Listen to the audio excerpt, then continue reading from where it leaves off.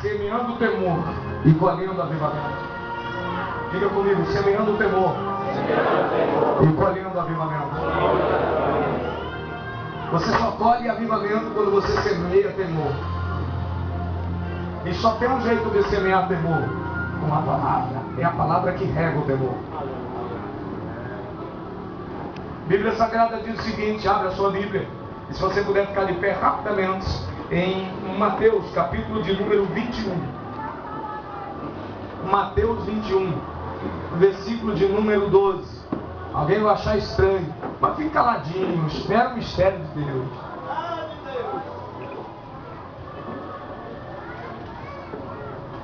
A purificação do templo. Versículo de número 12. Tendo Jesus entrado no templo, expulsou todos os que ali vendiam e compravam.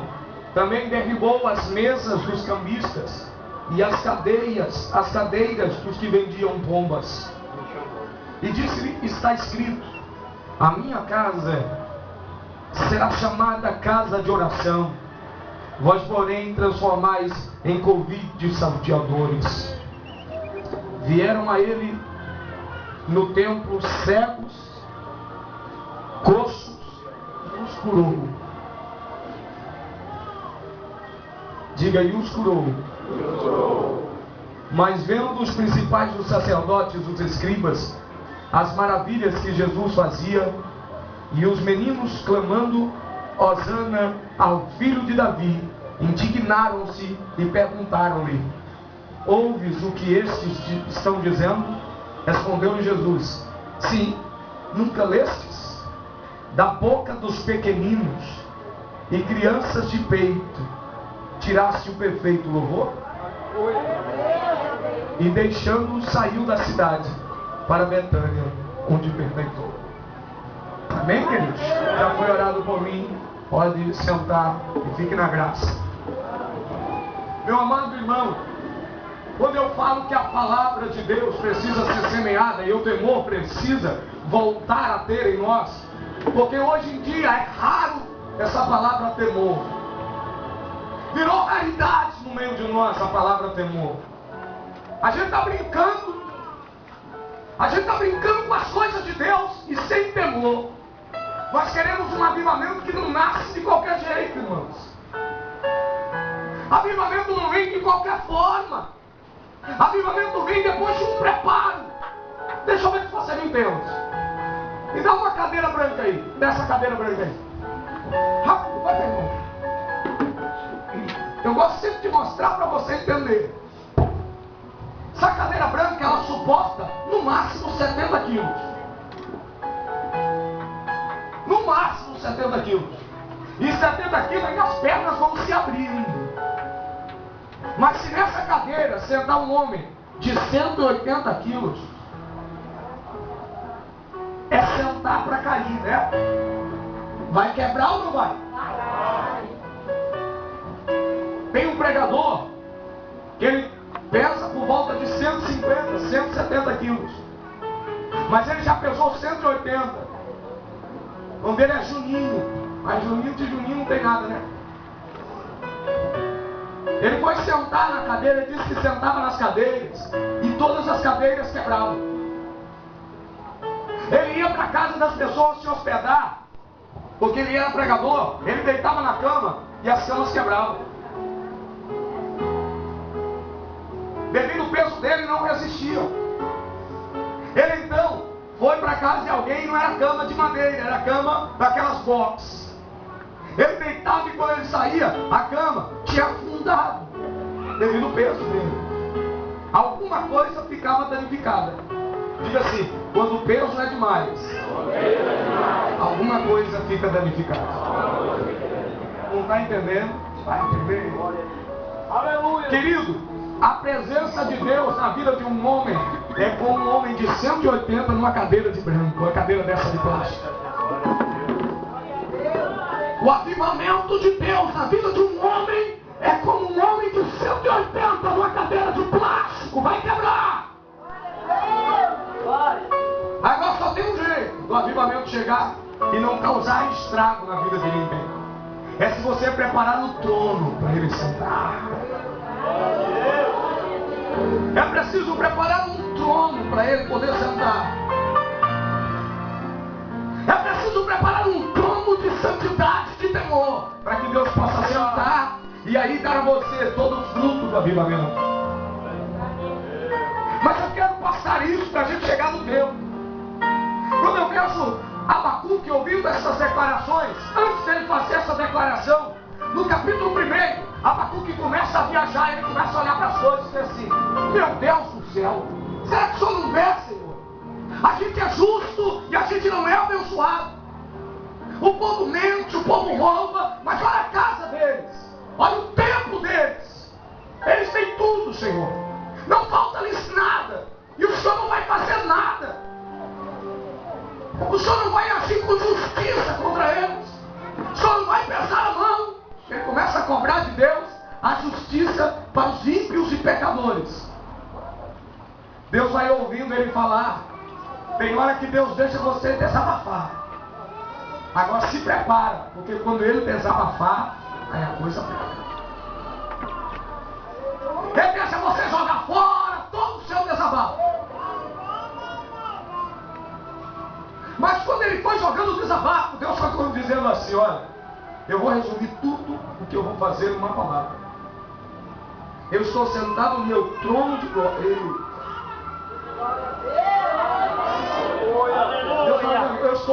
Eu estou sentado no meu trono de glória. Deus quis dizer assim: eu não me levantei ainda.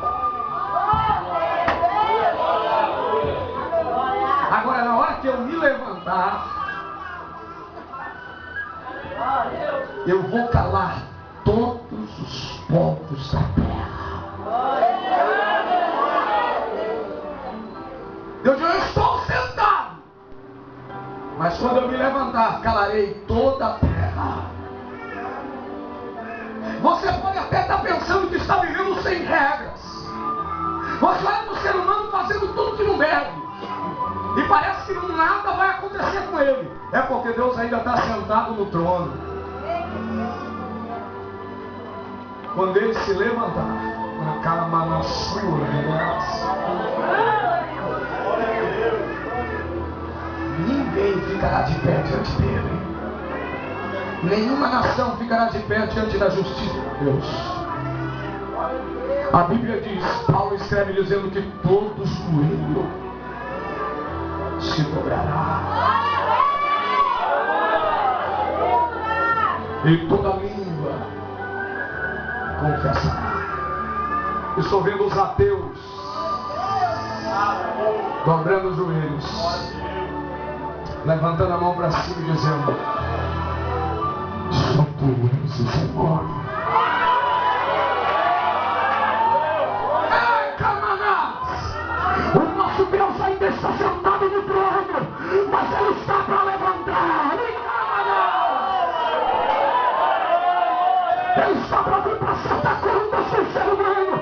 A Bíblia Sagrada diz que todos nós daremos contas de ti mesmo diante de Deus. Todos darão conta de si mesmo diante de Deus.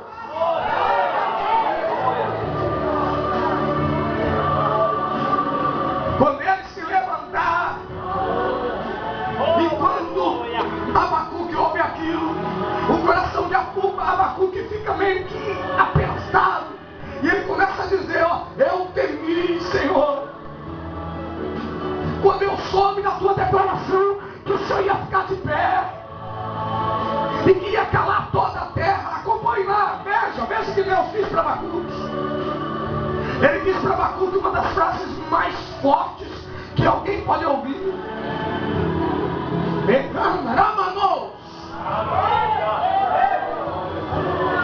mas nessa noite ele quer dizer também para você: descansa, filho, continua na santidade, vale a pena ser santo. Ele diz assim: ó, o Senhor porém está no seu santo templo, e cale-se diante dele toda a terra. Aleluia. Ô Senhor, eu estou ouvindo a tua declaração. Ele começa a dizer: a tua palavra está dentro de mim.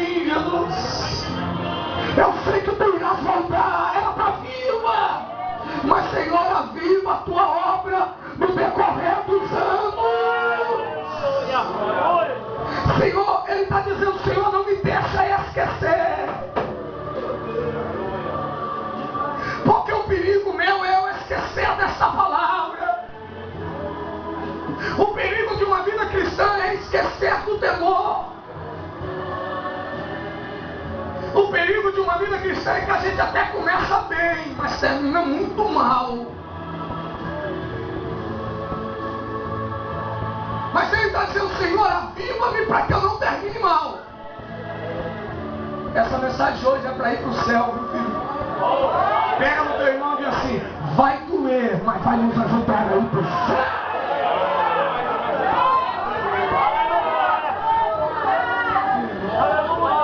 Ele diz assim: ó Senhor, me faz conhecida, pelo amor de Deus.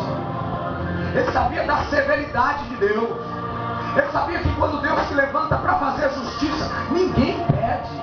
Tem um versículo que ele diz assim, ó: operando Deus, quem impedirá? Se Deus colocar alguém na mão para fazer justiça, não tem quem tire.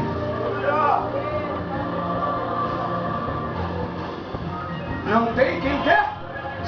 Não vai para a mão de Deus não, porque se for, você só sai de lá quando Ele quiser. Agora vamos lá. Aí ele continua dizendo: na tua ira. Lembra do quê? Diga assim: mesmo na ira Ele é misericordioso.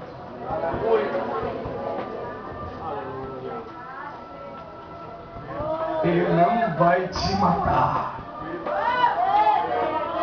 porque Ele acredita que você vai encontrar Ele aí dentro de você.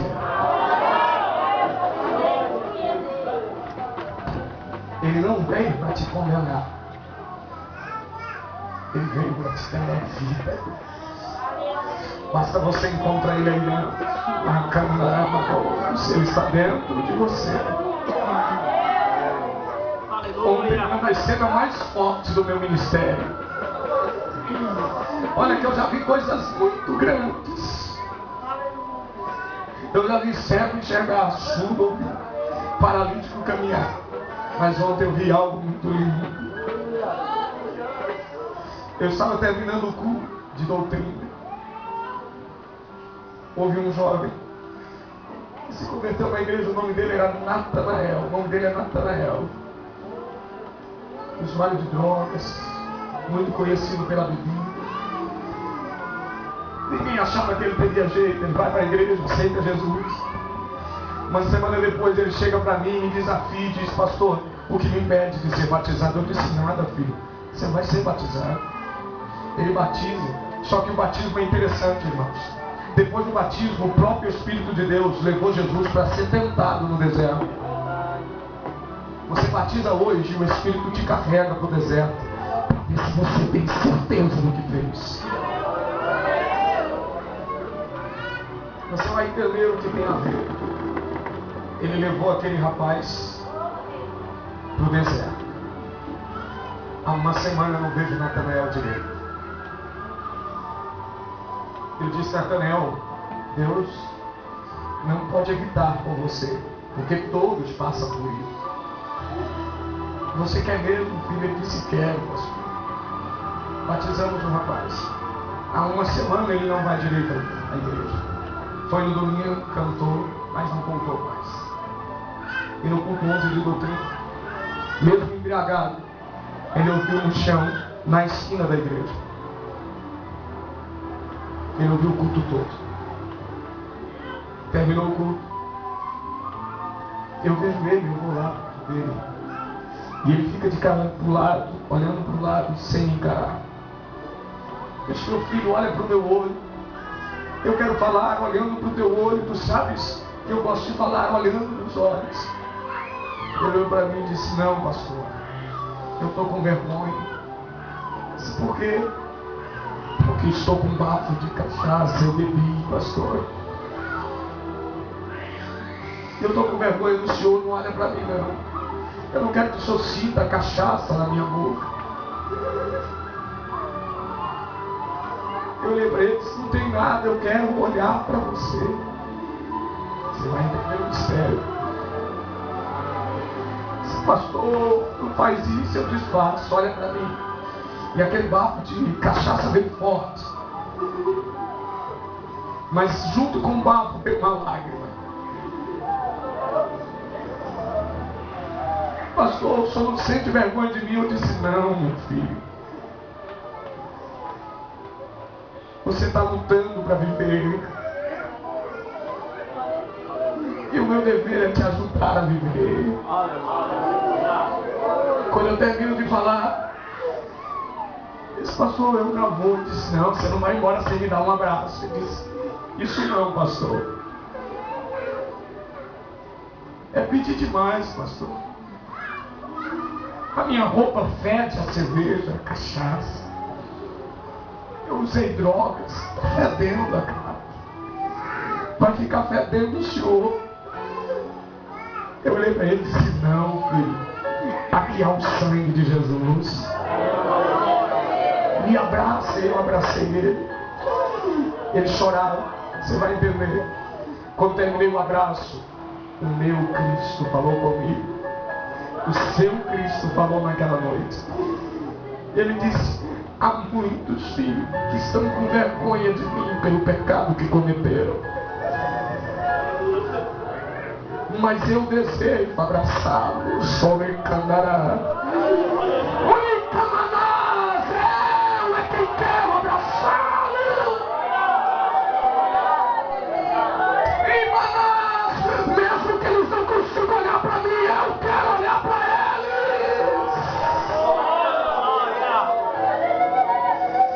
Eu não sei o que você fez, mas antes dele ficar de pé no trono, peça perdão. Ele quer olhar para você, ele quer lhe abraçar.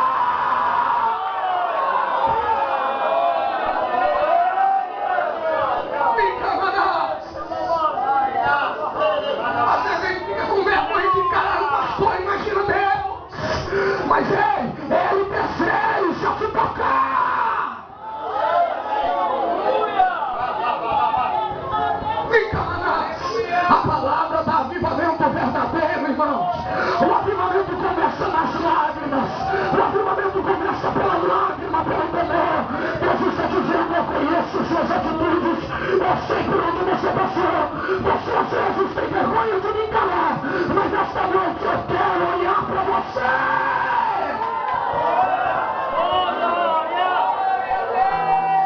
Eu quero ver os teus olhos. Mas você pode estar dizendo, Deus, eu pequei. Mas ele está dizendo, eu lembro da minha ira, da minha misericórdia, porque eu ouvi a oração de Abacuque.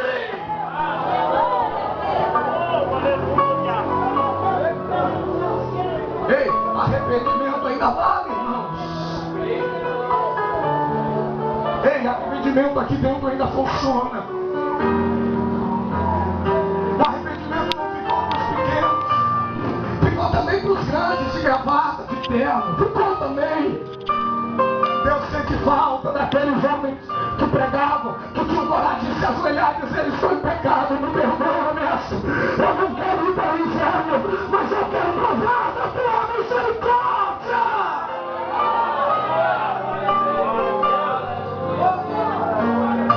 Nossos cultos estão carregados de pecado e eles não têm coragem de descer, de se ajoelhar e pedir perdão.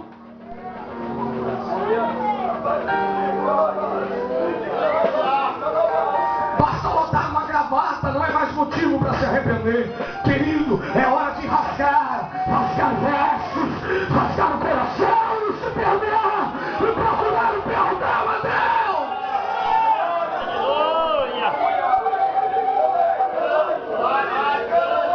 Reclama, vem comigo, vem ver Jesus chegando no templo. Ele vai entrando no templo, ele vai encontrar isso. Ele vai encontrar homens que não querem se arrepender. Ele vai encontrar homens, mulheres que não querem totalmente se humilhar na presença dele. Ele vai encontrar de tudo. Lá vai o meu e o seu Jesus. Ele vai caminhando em direção ao templo. E quando ele pisa no templo, ele encontra tudo errado. Ele vê a mesa de cambistas. Ele vê a gente vendendo coisas. Ele vê o comércio. Mas ele não vê arrependimento.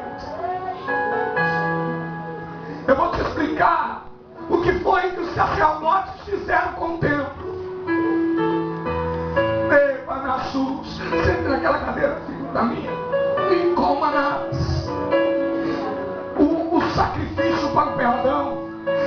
necessário que todo aquele que quisesse vir ao templo, de ano em ano, pegava o primogênito das ovelhas, o melhor das ovelhas, colocava nas costas e caminhava 70 quilômetros com ovelha nas costas para sacrificar no templo. Diga assim: fazia parte, diga, fazia parte, bem forte, fazia parte do processo de adoração de Deus. Aleluia. Deus não instituiu aquilo à toa. 70 quilômetros. A ovelha, às vezes, o cordeiro pesava. E diga assim: não podia vir morto, tinha que vir vivo. Ele ia levando o cordeiro com todo cuidado. E cada passo que ele dava em direção ao templo, ele começava a dizer: Deus seja louvado. Obrigado, mestre, por o Senhor ter sido na minha vida, na vida dos meus filhos, na vida da minha família. Eu estou arrependido do que fiz errado. Quando eu chegar lá, recebe o meu cordeiro.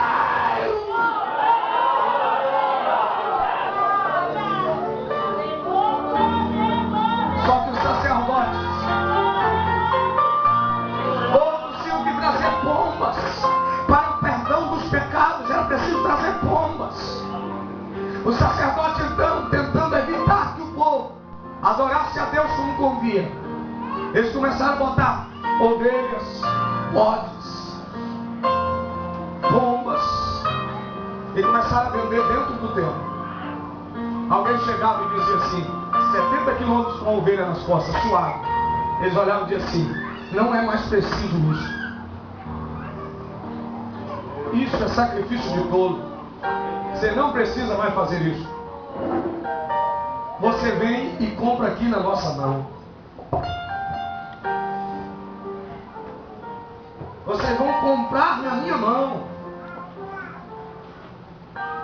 Mas olha, mas a lei diz, o Senhor instituiu que tem que trazer de lá 70, 40 quilômetros o primogênito. Disse: não, isso já passou. Não é preciso ser o primogênito, é preciso só sacrificar o novilho. E aqui os novilhos você não vai pensar carregar, vai ficar forte. E muitos se corromperam, digo, muitos se corromperam. Mudaram a adoração. Já não traziam mais o cordeiro 70 quilômetros. Porque os sacerdotes corruptos ensinaram que para servir a Deus não precisava ser na risca. Podia ser de qualquer jeito, podia comprar ali mesmo. Parece muito com o nosso tempo. Pastores hoje não querem mais santidade do seu povo. Você pode servir a Deus de qualquer jeito. Você pode se vestir do jeito que tiver. Eu só quero o coração. Ei, essa coisa de regras, essa coisa de santidade no falar, isso não existe mais. Você pode fazer o que você quiser.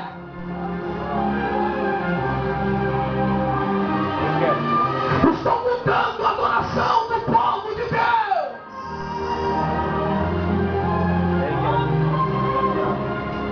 Mas eu vejo Jesus chegando, quebrando os altares errados, e com um chicote dizendo: salteadores, saiam da minha casa.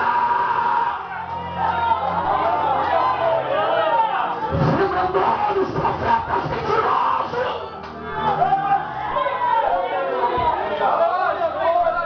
O chicote de Deus vai começar a descer. Tem que sair. Igrejas que vivem das ofertas, igrejas que vivem negociando a fé dos irmãos, igrejas em que você chega hoje e já participa da ceia do Senhor, A ceia do Senhor é coisa séria. A Bíblia diz que você não pode tocar no pão indignamente, porque você toca para a sua própria destruição. Nós temos igrejas que basta chegar um dia e participa da ceia como se fosse um evento qualquer. A ceia é o melhor que nós temos. A ceia é um culto especial, não se entra de qualquer jeito. A Bíblia diz: examinar o homem a si mesmo, depois come do pão e beba do vinho. Mas primeiro é preciso examinar.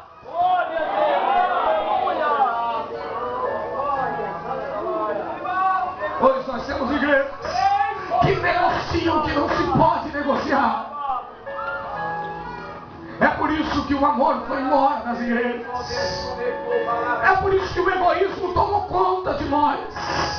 As pessoas só pensam em si mesmas. As pessoas querem adquirir, possuir, possuir, possuir. Eu quero mais, eu quero mais. Enquanto eu puder, eu quero ter. Mas eu vejo um Deus dizendo assim: não ajunteis tesouros nessa terra. Ele não mudou. Vira para o irmão e diz: a Bíblia não mudou, irmãos. Não é hora de acreditar no falso e sim no verdadeiro. Não é hora de se corromper. É hora de voltar a ser fiel à palavra. Não ajunteis tesouros nessa terra.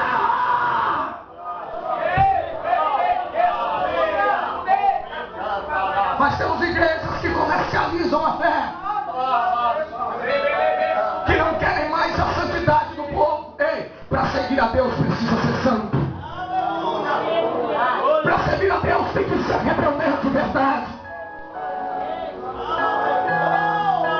Para segui-lo, ele disse assim: aquele que quiser vir após mim, é preciso negar a si mesmo, tomar a cruz e me seguir. Não mudou.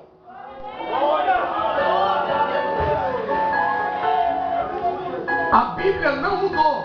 Semei de volta o temor. E nesta noite eu sou semeador do temor de novo.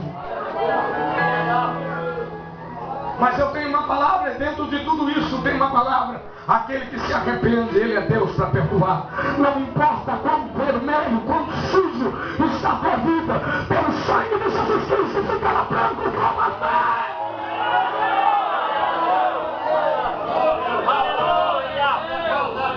Houve corrupção. Hoje a gente vê pastores virando para ovelhas e dizendo assim: homens que adulteraram, mulheres que adulteraram, e se divorciaram e casaram-se os dois, e tem a aprovação do pastor. Ei, Deus não deu autorização para o divórcio, a não ser por traição. Mas os homens mudaram o evangelho, tornaram ele mais fácil, para ver se junta mais gente. Só que o meu Deus está ficando de pé, e eu consigo ver ele entrando em templos com chicote na mão.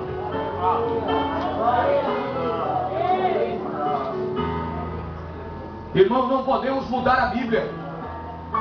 A Bíblia diz que aquele que repudiar a sua mulher,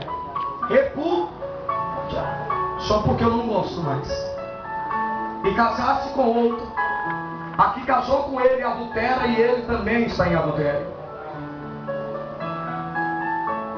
Deus não te obrigou a casar com ninguém. Mas quando você casou para ir até o fim. Mas não era a minha. E por que casou? Agora crê no poder de Deus e comece a orar para Deus transformar o quadro. Senão vai ter que gemer, mas tem que ir até o fim. Ei! Adultério também na visão. Deus não mudou. Mulheres desejando homens dentro da igreja. Homens desejando mulheres dentro da igreja. E isso não pode ser avivamento. Eu cheguei numa igreja e uma profeta estava. E ela rondava o púlpito todo. Mas quem tem o Espírito de Deus tem de ser. Deus disse: meu filho, não sou eu. Eu deixei ela fazer. Vem cá. Ela apontou assim para o jovem. Disse: eis que a que você está não é sua, mas a que você precisa ter está aqui no culto. E Deus vai lhe mostrar. E pegou a filha dela e levou até o obreiro. Disse: essa é sua esposa. Aquele obreiro, com medo, pensando que era Deus que estava falando, 2 semanas depois, eu olhei para ela, só fiz como olhar. 1 semana depois, o obreiro se separa da mulher e casa com a filha dela. Aquele casamento destruiu todo um conjunto de jovens. E eu disse: Senhor, por que tu não deixou falar nada? Disse: não, meu filho, eu dou à minha igreja a opção de escolher ouvir a verdade ou a mentira. E aqui dentro eles escolheram a mentira.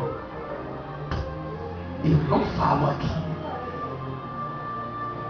mas no dia que eles quiserem que eu fale, eu vou destronar o Satanás e Jezabel que está sentado dentro desta igreja. Voltei à igreja algum tempo depois. Deus mandou chamar. Aí Deus começou a falar. O casal casou-se e hoje vive os piores momentos. Os filhos colhendo os frutos do erro do pai. E a profeta, eu disse para ela: o teu tempo vai chegar. Porque a mentira dentro da casa de Deus só fica enquanto o povo ainda quer. Porque no dia que você decidir que quer a verdade da palavra, ele vai começar a trazer a verdade. E aí a mentira tem que dar licença e ir embora.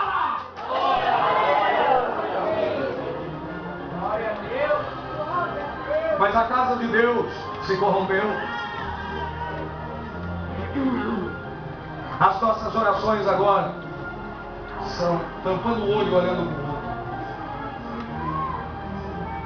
Nossas profecias são mentirosas. É raro o dia que Deus fala pela boca de um profeta. Ei, é raro um profeta. O profeta não se encontra em todo lugar. Os que são de Deus estão escondidos. E Ele só traz em momentos especiais.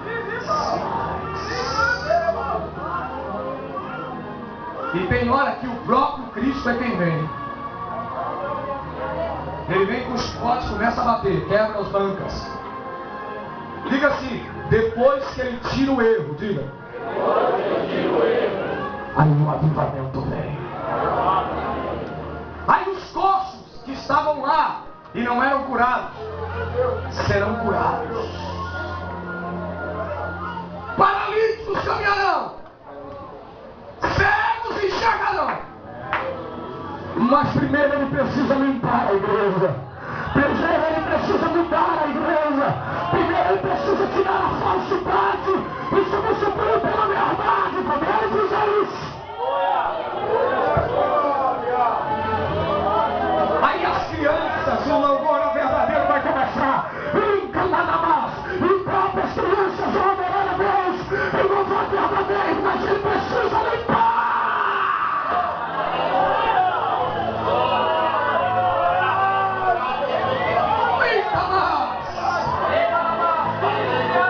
Primeiro ele tem que devolver a lágrima, o choro de volta.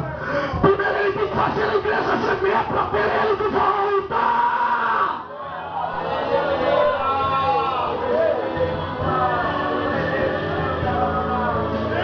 Hoje nós temos profetas que compram pessoas para fazer papel de doentes, para curá-los e dizer que eles curaram. Ei, há um Deus que está vendo tudo. Mas ele me tranquiliza dizendo: fique calmo, filho, eu ainda estou sentado no canto. Eu ainda não me levantei. Deus está dando um recado.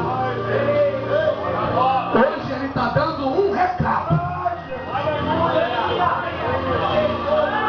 Porque se aqui dentro, no meio de nós, há pessoas com essa prática, mas Deus te trouxe para cá para limpar, para te dizer que te ama e não quer te destruir. Ele está te dando um recado.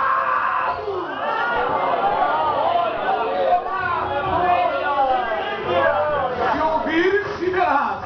Se não ouvires, provarás dele, provarás da justiça dele. Ele cansou de mentiras. E você sabe que quando você fala, você sabe: eu estou mentindo.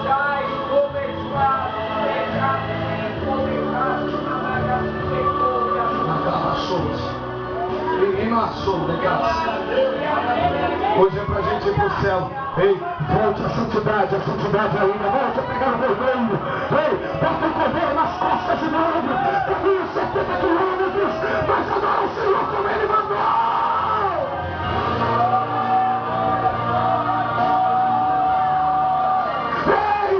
Santidade, volta a ser um povo exclusivo, um povo retirado, um povo só do Senhor.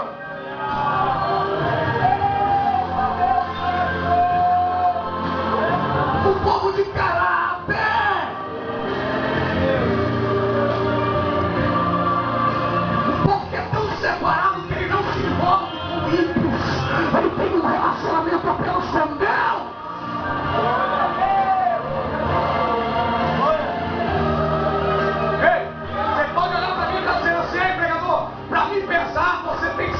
Eu sei, irmão. Querido, antes que o profeta falar, ele é pesado por Deus. Ele não fala antes de ser pesado por quem? A vida vem pelo arrependimento. Vou te mostrar que o profeta é pesado e depois eu encerro a mensagem. A Bíblia Sagrada diz que um dia o mestre está sentado. Você imagina só. Um dia um rei resolve, Deus sentado no trono. Deus está sentado aonde? Imagina Jeová sentado no trono, olhando para a terra. Aí vê um rei de nome Beltesazar. Ele pega os utensílios sagrados de Deus e começa a beber neles. Ele começa a desvalorizar as coisas sagradas. E Deus olhando para a terra. Daqui a pouco ele pega prostitutas e bota sentada. E os utensílios que eram para adoração e sacrifício agora estão sendo usados para orgias. O próprio Deus fica de pé no trono. E com o dedo ele começa a escrever na parede: Men, Tekel, Upharsin. Diz que o rei ficou com tanto medo que os joelhos dele batiam um no outro. Ele se tremia. Foi aí que ele chama quem? Ele chama vários profetas e ninguém consegue interpretar. Aí ele agora vai chamar o profeta Dan. Diga assim: Deus só pesa depois de pesar. Aqui é mistério tremendo. Fica de pé, meu irmão. Você vai pegar a Bíblia, vai. Dá 3 Bíblias aí para ele. 3. Segura as 3. O rei olha para Daniel e diz assim: ó, tu és um homem que Deus te deu o mistério para falar os sonhos. É um homem que revela tudo. E Daniel está como? Daniel está calado, irmão. Só é você ainda, aquele Daniel.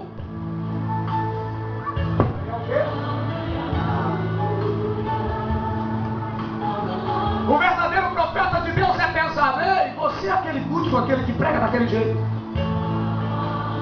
Eu espero que eu tenha ciência de que não sou eu. E Daniel vai ouvindo.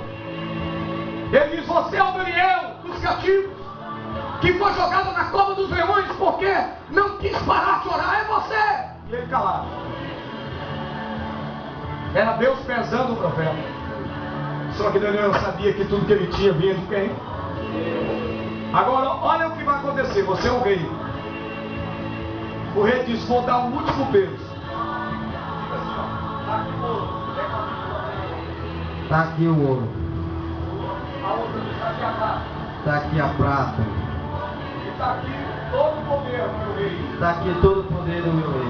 Interpreta o que está escrito. Interpreta o que está escrito. Ele quis comprar a interpretação. Agora veja o que é um profeta de Deus. Meu rei, está aqui teu ouro. Está aqui tua prata. E está aqui todo o poder do teu reino. O que está escrito, eu vou interpretar.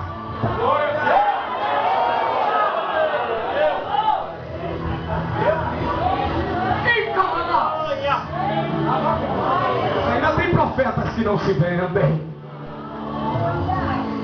Deus ainda tem profetas que falam de santidade como Ele quer.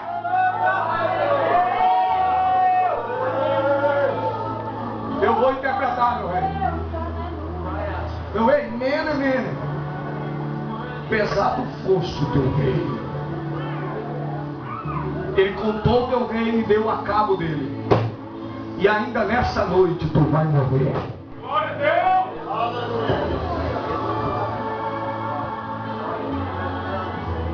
Ele pega na mesma noite o rei morre. Mas antes de morrer, tem que honrar o profeta. Aleluia! Ele deu o ouro, deu a prata e deu o poder. Vale a pena ser fiel, irmão. Ele não mudou. Ele virou para uma igreja e disse assim: eu conheço que tu não tens força, mas manteve a minha palavra. Eu sei que você é fraca, pequena, mas se manteve fiel. Eu sou o Deus que quando eu abro portas ninguém fecha, a que eu fecho ninguém abre. Eu vou abrir uma porta no céu para que você entre como minha amada e vai te fazer coluna.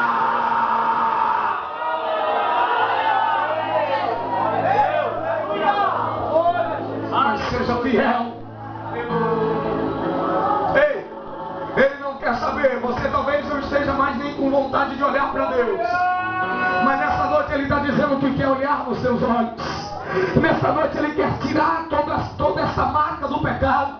E nessa noite Ele quer te avivar de novo, devolver de novo o sentido de uma vida cristã verdadeira, sem mentiras, sem hipocrisias, mas no caminho da santidade. Fique de pé. Mas para isso você vai ter que ter coragem de retirar de dentro tudo que não agrada, de vomitar o pecado nesta noite, de vomitar aquilo que está te impedindo de adorá-lo como convém. O senhor pode não entender, mas o fruto desta noite já estava escrito no céu.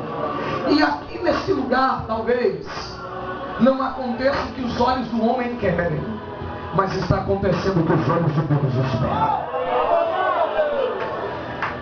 Eu quero convidar primeiro pessoas que não são evangélicas. Lá atrás, se tiver pessoas lá no lado de lá, ou aqui mesmo, eu estou te chamando para aceitar a vontade de Deus. porque Ele está ficando de pé. Se houver alguém, venha. Deus não quer saber do teu pecado. Ele quer saber do teu arrependimento. Do tamanho que for o teu arrependimento, Deus irá ministrar na tua vida, vida nova, abundância. Se houver alguém, vem depressa. Deus está te esperando.